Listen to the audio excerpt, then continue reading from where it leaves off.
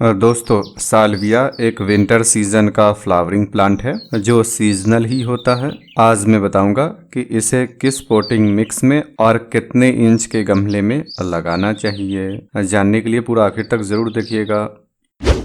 सबसे पहले बात की जाए पोटिंग मिक्स की। इसके लिए आपको लेना है सबसे पहले 40% मिट्टी।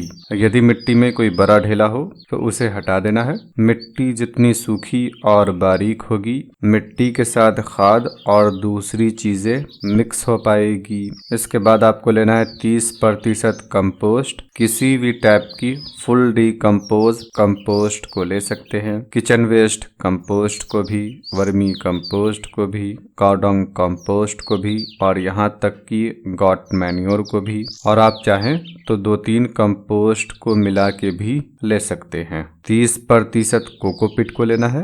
फ्रेश कोकोपीट को, रीयूज कोकोपीट को नहीं लेना है। कोकोपीट का इस्तेमाल करने से मिट्टी सॉफ्ट हो जाती है, ड्रेनेज सिस्टम बेहतर रहता है और मिट्टी में हल्की हल्की नमी रहती है, जिस कारण से हमें बार बार पानी नहीं देना पड़ता है।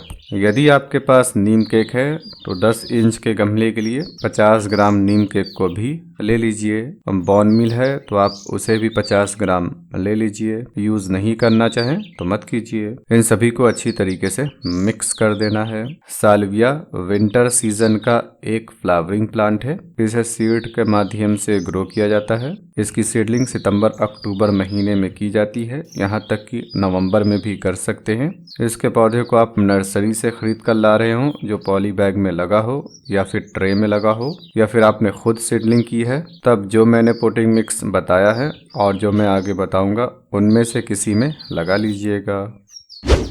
यदि आपके पास राइस हस्क है तब आपको 50% मिट्टी, 30% कंपोस्ट और 20% राइस हस्क को मिलाकर पौधे को लगा देना है।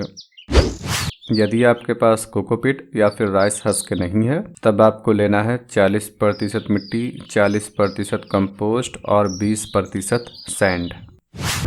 इसके एक पौधे को यदि आप मिट्टी युक्त पोटिंग मिक्स में लगाना चाहते हैं तो 7 से 8 इंच तक के गमले में लगाना चाहिए। 8 इंच के गमले में लगाना बेहतर है और मैं 8 इंच के गमले में ही लगा रहा हूँ। यदि प्लांट पॉली बैग में है तो पॉली बैग को फाड़ कर पौधे को निकाल लीजिए, और अगर ट्रे में है ट्रे को बेहतर है कि तोड़ ताड़ कर पौधे को निकाल लीजिए, जिससे रूट बॉल नहीं टूटता है। और अगर आपने सीडलिंग ट्रे में लगाया है तो उसमें से उखाड़ कर लगा लीजिए। जड़ के डिस्टर्ब होने से ये प्लांट नहीं मरता है। ये काफी हार्डी प्लांट है और इजी टू ग्रो है। यदि आप मिट्टी में इसे नहीं लगाना चाहते हैं तब आप इसे कोकोपीट में भी लगा सकते हैं। इसके लिए आपको 70% कोकोपीट लेना है और 30% कंपोस्ट। किसी भी टाइप की फुल डीकम्पोज कंपोस्ट को ले लेना है। नीम केक और बॉन मील का इस्तेमाल करना चाहें तो उसको भी ले लीजिए। मैं नीम केक का इस्तेमाल करता हूँ। अब क्योंकि मैंने इसमें मिट्टी का इस्तेमाल नहीं किया है तब मैं पौधे को कम से कम 6 इंच के गमले में लगा सकता हूँ। मैंने पहले लगाया था और रिजल्ट आपके सामने है। ये 6 इंच के गमले में ही लगा हुआ है। इसका सबसे बेहतर ड्वार्फ वैरायटी होता है और ड्वार्फ वैरायटी को यदि आप सॉइललेस पोटिंग मिक्स में लगाना चाहें तो 6 इंच के गमले में लगाइए। मिट्टी का इस्तेमाल करना चाहते हैं तो 8 इंच के गमले में एक पौधे को लगा लीजिए। उम्मीद है आपको यह जानकारी पसंद आई होगी।